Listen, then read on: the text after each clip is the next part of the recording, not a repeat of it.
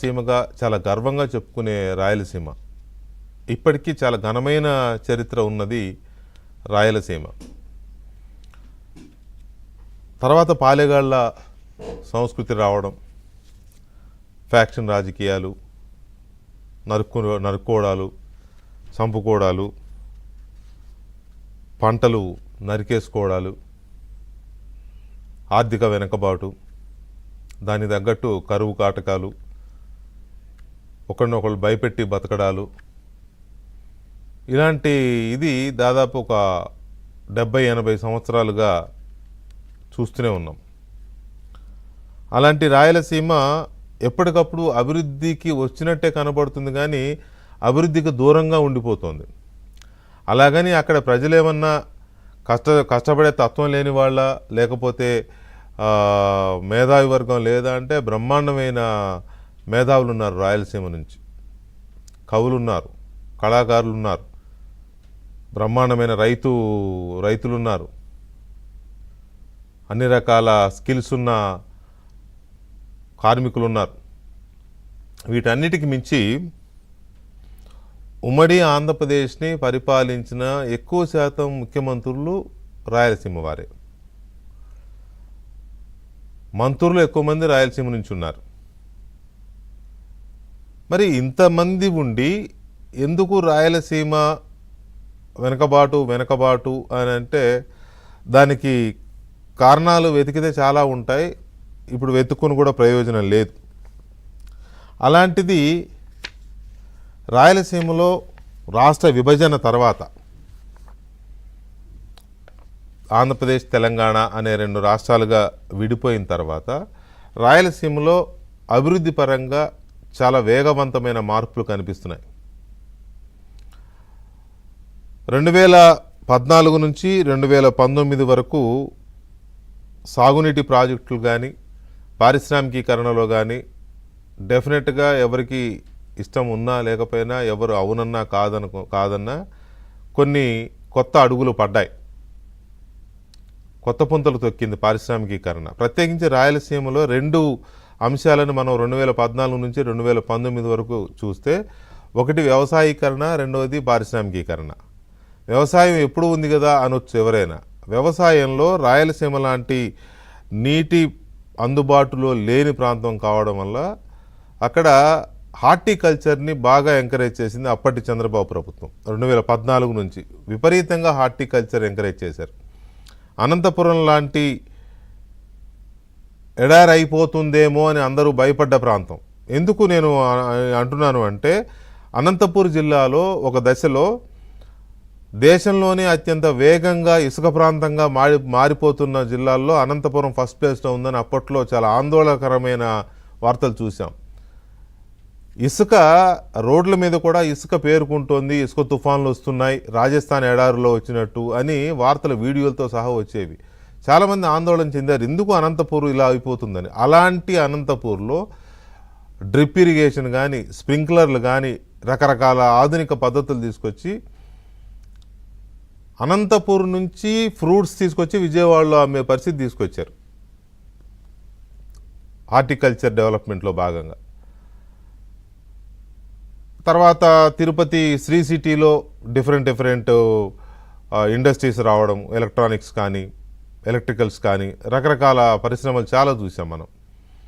అలాగే అనంతపూర్లోనే కియా కార్ల పరిశ్రమ, ఇదొక విప్లవం. ఇది భారతదేశంలోనే ఇదొక విప్లవాత్మకమైన పరిశ్రమ. అది రాయలసీమలో ఏర్పాటు చేయడం అనేది మరొక గొప్ప ఇది. కియా పరిశ్రమ ఏర్పాటు చేయడంతో దానికి చుట్టూ 50 కిలోమీటర్ల రేడియస్లో రైతుల భూముల ధరలు 5 లక్షలు ఉన్నది 50 లక్షలు, 10 లక్షలు ఉన్నది ₹1 కోటి, అంటే 10 రెట్లు పెరిగిన పరిస్థితి రైతుల భూములకి. అలాగే ఇటు కర్నూలు జిల్లాలో విమానాశ్రయం, ఓరొకళ్ళు ఇవి కానీ, తర్వాత పారిశ్రామిక నడవాలు కానీ, కారిడార్స్ కానీ, ఇండస్ట్రియల్ కారిడార్స్ కానీ, ఇటువంటివన్నీ కర్నూలు జిల్లాలో చూసాం. కడప జిల్లాలో స్టీల్ ప్లాంట్ పెట్టాలనే ప్రయత్నాలు చాలా చురుగ్గా సాగాయి, శంకుస్థాపనలు కూడా జరిగాయి. కానీ అది ఎందుకు ఆగిపోయింది. తర్వాత మళ్ళీ ఇప్పుడు వేగంగా అడుగులు పడుతున్నాయి. అక్కడ జిందల్ ఇది పెడతారు అనేది మనం స్పీడ్గా చూస్తున్నాం. ఇక మళ్ళీ ప్రభుత్వం వచ్చిన తర్వాత జగన్మోహన్ రెడ్డి హయాంలో రాయలసీమకి ఏ పని ముందుకు జరగలేదు, పారిశ్రామికీకరణ జరగలేదు, కొన్ని పరిశ్రమలు అక్కడి నుంచి తరలిపోయాయి, పారిపోయాయి. ఎందుకు పారిపోయాయంటే దాన్ని మళ్ళీ ఇప్పుడు అభివృద్ధి గురించి మాట్లాడేటప్పుడు విధ్వంసం గురించి కొంత మాట్లాడాలి, కానీ ఈ చర్చని ఇలాగే తీసుకెళ్దాం. మళ్ళీ కూటమి ప్రభుత్వం అధికారంలోకి వచ్చిన తర్వాత వేగంగా అడుగులు పడుతున్నాయి. మళ్ళీ వేగంగా అంటే శరవేగంగా వెళ్తుంది డెవలప్మెంట్ రాయలసీమలో. పరిశ్రమల మీద పరిశ్రమలు వస్తున్నాయి. అది ప్రభుత్వ రంగం, ప్రైవేట్ రంగం, రెండు రంగాల్లోనూ విపరీతమైన పరిశ్రమలు వస్తున్నాయి. ఇవాళ కూడా చూసాం మనం అనంతపురం సత్యసాయి జిల్లాలో తొలితరం యుద్ధ విమానాల తయారీ దీనికి శంకుస్థాపన చేశారు రక్షణ మంత్రి రాజ్నాథ్ సింగ్.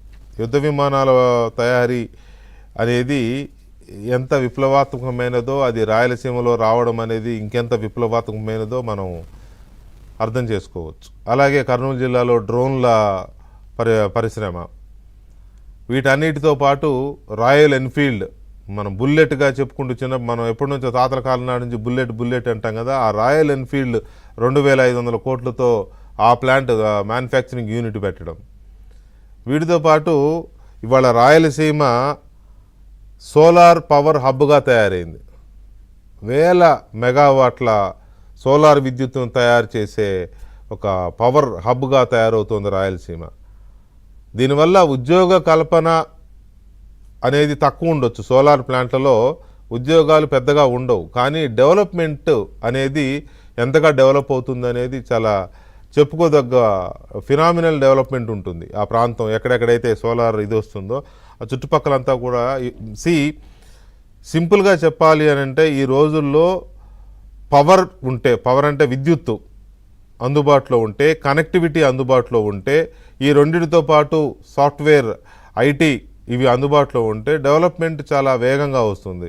ఇరిగేషను, అగ్రికల్చరు ఇవి కామన్గా భారతదేశంలో ఉండే మౌలిక రంగాలు అవి ఉంటాయి. వాటితో పాటు connectivity, road connectivity, transport connectivity అంటే ఎయిర్పోర్ట్లు కానీ, పోర్ట్లు కానీ, రోడ్లు కానీ ఇవి, వీటితో పాటు పవర్ అండ్ సాంకేతిక అభివృద్ధి ఇవి ఉంటే, సరిపడినంత భూమి ఉంటే ఈ ప్లాంట్లు పెట్టడానికి వీటికి ఆ అభివృద్ధి చాలా వేగంగా జరుగుతుంది. ఇప్పుడు అదే చూస్తున్నాం మనం రాయలసీమలో చాలా వేగవంతమైన అభివృద్ధిని చూస్తున్నాం. అయితే దీని మీద కొన్ని డిఫరెంట్ ఒపీనియన్స్ ఉండొచ్చు.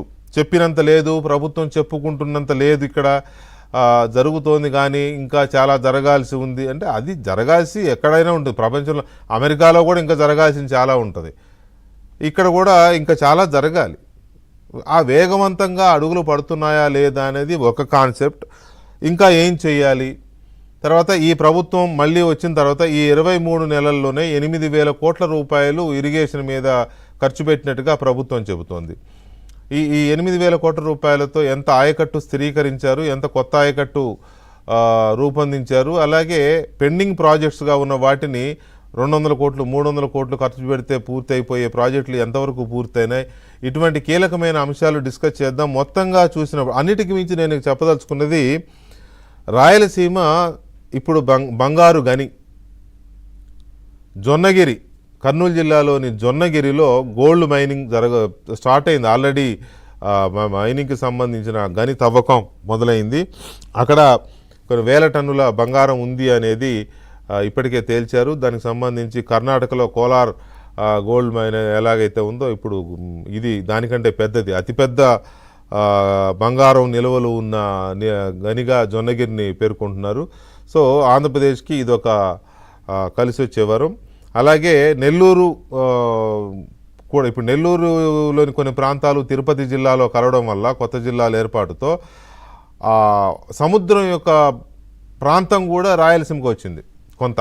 అంటే ఆ తిరుపతి జిల్లాలో చేరిన కొన్ని ప్రాంతాల వల్ల సముద్ర తీర ప్రాంతం కూడా రాయలసీమ ప్రాంతంలోకి కొంత వచ్చింది. సో ఆ రకంగా కూడా దుగరాజపట్నం పోర్టు డెవలప్మెంట్ కానీ, రామాయపట్నం కానీ ఇటువంటివి కూడా రాయలసీమకి కనెక్ట్ అయిపోయాయి.